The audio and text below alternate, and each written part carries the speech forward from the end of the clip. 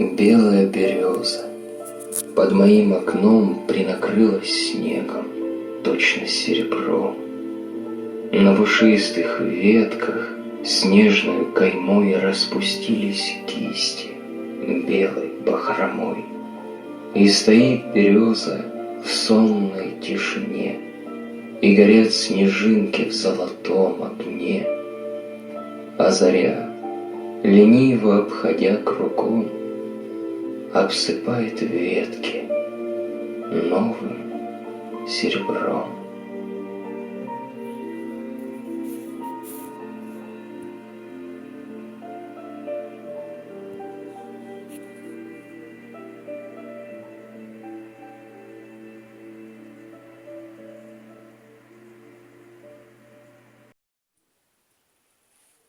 Здравствуйте, с вами Заозерновская сельская библиотека. Наш сегодняшний поэтический вечер будет посвящен великому поэту Сергею Есенину, которому 3 октября 2020 года исполнилось 125 лет со дня рождения. Не найдется, пожалуй, в послереволюционной российской поэзии фигуры более яркой, знаменитой и более трагичной, нежели Сергей Есенин. Крестьянский сын, он принадлежит к числу тех поэтов, чье творчество нравится многим. Есенин прожил мало, но успел много. Стремительный жизненный путь Есенина начался в стране березового сица, на Рязанщине, в селе Константиново. Последний поэт деревни, так называл себя в одном стихотворении Есенин. С настоящей деревней был связан мало и недолго. Но это в нем было настоящее, на этом он стоял, и это в конечном счете питало его поэзию. С детства мы знакомимся с его творчеством, например, стихотворение «Белая береза под моим окном» удивительно легко запоминается, сразу делается как будто родным.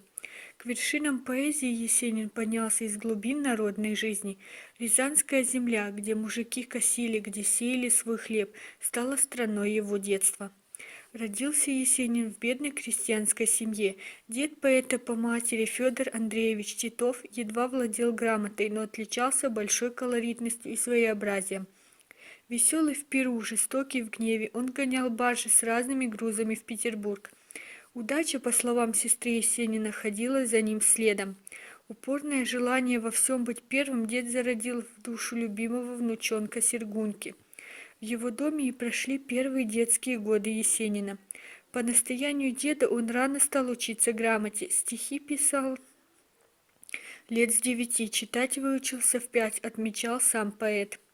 Отец поэта Александр Есенин на традиционного крестьянина тоже был мало похож. Мальчиком пел в церковном хоре, обладал прекрасным дискантом.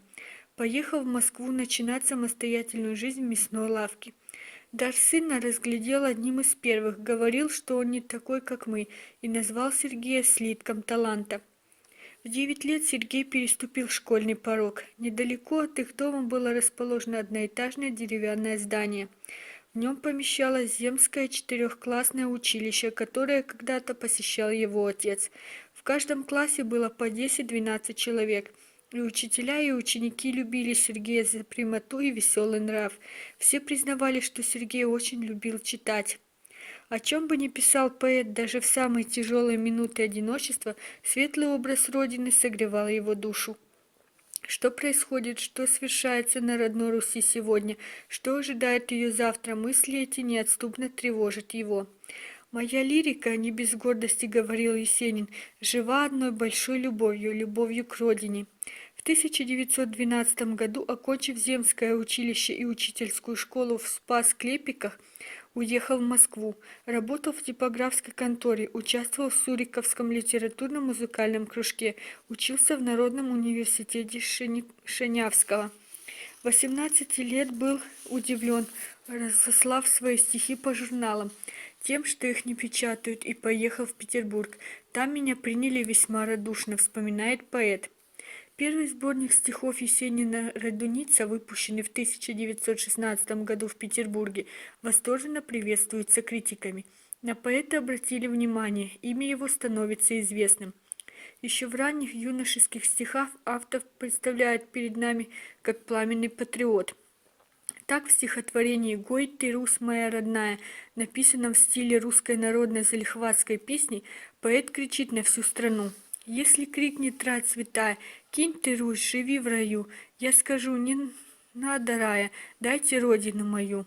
На страницах ранней есенинской лирики перед нами предстоят скромный, но прекрасный, величественный и милый сердцу поэта пейзаж среднерусской полосы. Сжатые поля, красно-желтый костер осенней рощи, зеркальная гладь озер. Поэт чувствует себя частью родной природы и готов слиться с ней навсегда.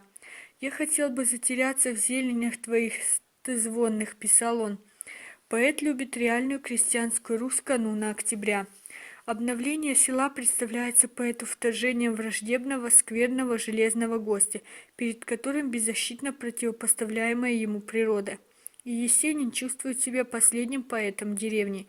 Он считает, что человек, преобразуя землю, обязательно губит ее красоту. С течением времени шире стал взгляд Есенина на жизнь и на мир. Если раньше родиной была для него одна деревенька, то теперь он становится гражданином мира. Восхищение красотой родного края, изображение тяжелой жизни народа, мечта о мужицкой рае, неприятие городской цивилизации и стремление постигнуть Русь советскую, чувство интернационального единения с каждым жителем планеты и оставшаяся в сердце любовь к родному краю – такова эволюция темы родной земли в лирике Есенина. Я буду воспевать всем существом в поэте шестую часть земли с названием кратким «Русь». Поиски в сфере образованности сближают Есенина с Мариенгофом, Шишиневичем и Ивневым в начале 1919 года. Они объединяются в группу имажинистов. В начале июля-середине сентября 1920 года вместе с Мариенгофом Есенин отправляется в путешествие по югу России и по Кавказу. Побывав в Ростове-на-Дону, Новочеркасске, Таганроге, Кисловодске, Пятигорске, Баку и Тифлисе. В поездке по Закавказью поэт пишет стихотворение «Письмо матери», «Письмо женщине», выпускает сборник «Персидские мотивы». В конце ноября 1925 года, измученный скитальчеством, поэт попадает в психоневрологическую клинику. Одним из последних его произведений стала поэма «Черный человек», в которой прошедшая жизнь представляет частью ночного кошмара. Прервав курс лечения 23 декабря 1925 года, Есенин сбежал из московской клиники в Ленинград, не сказав ни слова ни жене, ни друзьям, где в ночь на 28 декабря в состоянии глубокой душевной депрессии в гостинице «Англетер» покончил с собой, оставив нам свои чудесные стихотворения. Названное молвой предсмертным стихотворение «До свидания, друг мой, до свидания» могло быть написано просто к случаю. Есенин подарил это стихотворение, написанное кровью на листке из блокнота, сотруднику ленинградской «Красной газеты» Жоржу Устинову, который снял ему номер в гостинице. Сомнительное самоубийство выдающегося поэта по-прежнему требует расследования. Хоронить Есенина решили за государственный счет, тело доставили в Москву, а сами похороны стали поистине всенародными, как и посмертная есенинская слава.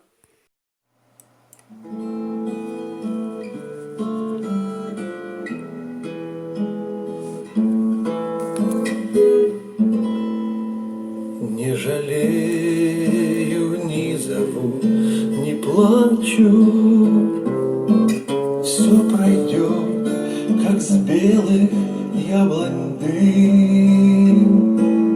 Увядания золотом охвачен. Я не буду больше молодым. Увядания золотом охвачен. Я не буду больше молодым.